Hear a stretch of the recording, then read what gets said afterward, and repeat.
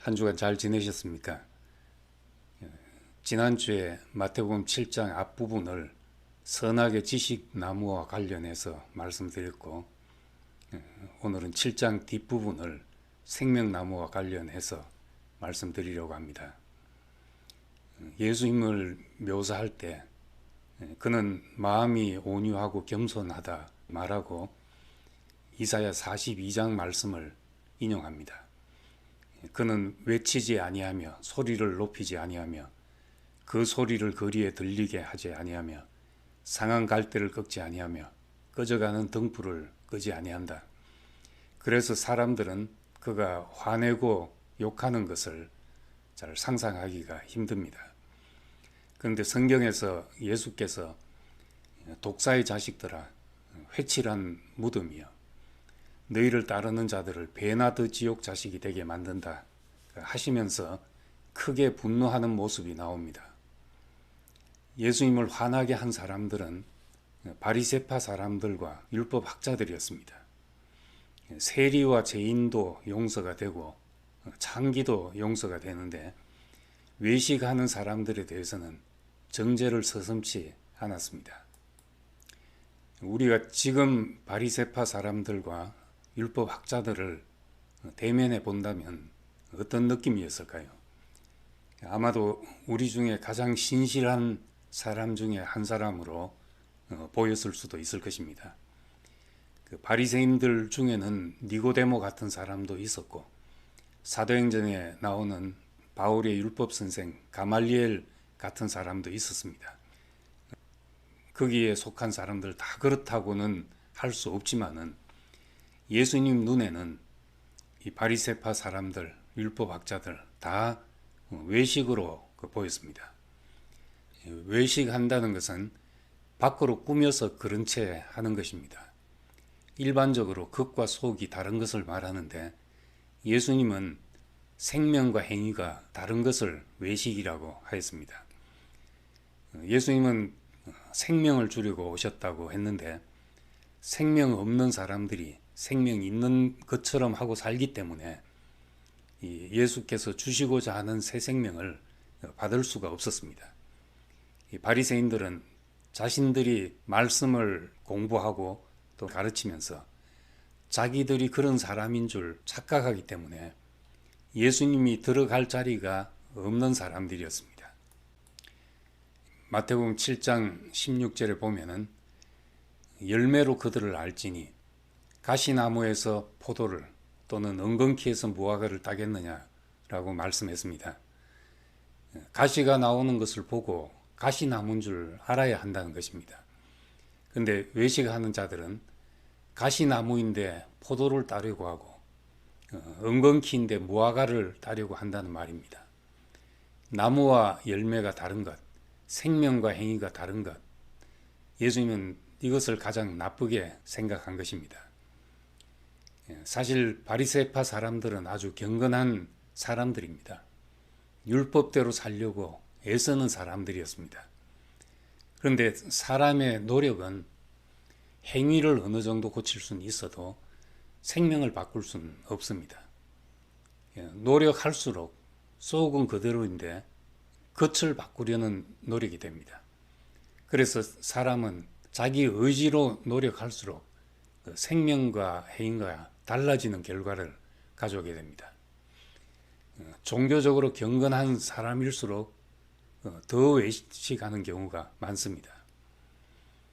사무엘서에 보면 사람은 외모를 보거니와 하나님은 중심을 보신다 했습니다. 달리 말하면 사람은 행위를 보지만 하나님은 생명을 보신다 이렇게 말할 수 있습니다. 사람은 말로만 그 사람을 다 알 수 없고 나타난 열매, 행위를 보게 됩니다. 어쩔 수 없이 사람은 표현을 해야만 알 수가 있습니다. 마태복음 7장에서도 아름다운 열매를 맺지 아니하는 나무마다 찍어 불에 던져지느니라. 이러므로 그들의 열매로 그들을 알리라 했습니다. 그런데 열매를 맺으려고 애쓰면 더욱 외식이 되는 겁니다. 아무것도 하지 않으면 열매가 없고 뭘 하려고 하면 외식이 되기 때문에 이것이 옛사람의 딜레마입니다. 그래서 열매를 보아야 알지만 분별이 필요합니다. 가짜를 구별하자면 진짜를 보면 됩니다.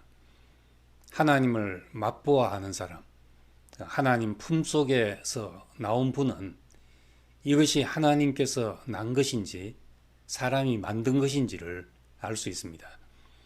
바리새파 사람들이 사람의 눈에는 경건하고 하나님 앞에 열심히 있는 것처럼 보이지만 예수님은 이것을 외식이고 인공물이라고 규정을 하셨습니다. 뭔가 행위를 하고 있지만 그것이 하나님이 찾으시는 것이 아니라는 겁니다. 마태복음 7장 22절에 그날에 많은 사람이 나더러 이르되 주여 주여 우리가 주의 이름으로 선지자 노릇하며 주의 이름으로 귀신을 쫓아내며 주의 이름으로 많은 권능을 행하지 아니하였나이까 말한다는 것입니다. 그때 예수님께서 밝히 말하기를 내가 너희를 도무지 알지 못하니 불법을 행하는 자들아 내게서 떠나가라 하셨습니다. 무엇이 불법입니까? 생명과 열매, 나무와 열매가 다른 것이 불법입니다. 가시나무에 포도를 달고 있는 것이 불법입니다. 불법을 행하는 자들은 외식하는 자들에 대한 또 다른 표현입니다. 예수님은 왜 이 사람들을 모른다고 하셨을까요? 요한복음에는 사람의 속에 있는 것을 친히 다 아신다 말씀했는데 여기서는 도무지 모른다고 말했습니다. 모른다는 말은 내 생명이 아니란 말입니다. 우리가 알 수 있는 것은 내 생명이라야 알 수 있습니다. 선지자 노릇하고 귀신을 쫓아내고 많은 권능을 행해도 그것이 예수의 생명에서 난 것이 아닐 수 있고 예수와 무관한 것일 수도 있다는 것이 놀라운 일입니다.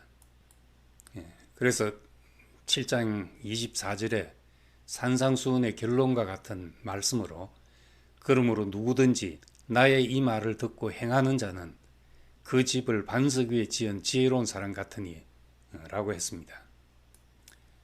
외식하며 생명과 다른 행위를 내놓는 자들에 대해 말씀을 듣고 행하는 자가 반석에 있는 자라고 했습니다. 산상수훈 말씀 그대로 행한다면 참 아름답고 놀라운 삶이겠지만 누가 과연 그렇게 할 수 있겠습니까? 오리를 가져가든 심리를 동행하고 겉옷을 달라면 속옷을 주고 이런 것이야 마음 먹고 하면 할 수 있는 일일 수도 있습니다. 그런데 형제에게 노하거나 욕을 해도 지옥에 들어간다든지 마음에 음욕을 품어도 간음한 자이고 원수를 사랑하고 박해하는 자를 위해 기도하라는 말이 보통 사람들에게 가능한 일이겠습니까? 더욱이 결론에 가서는 하늘에 계신 너희 아버지의 온전하심처럼 너희도 온전하라 이렇게 하셨는데 이것이 가능한 일이겠습니까? 이렇게 하는 것이 말씀을 지키는 일이라면 합격자가 몇 명이 되겠습니까? 그런데 예수님은 왜 이런 말씀을 하셨으며 왜 이런 기준을 우리에게 요구하실까요? 첫째는 예수님의 말씀은 우리에게 요구이기 이전에 자신의 간증입니다. 자기 생명이 그러하기 때문에 그렇게 말씀하시는 겁니다. 율법도 하나님의 본성이지요.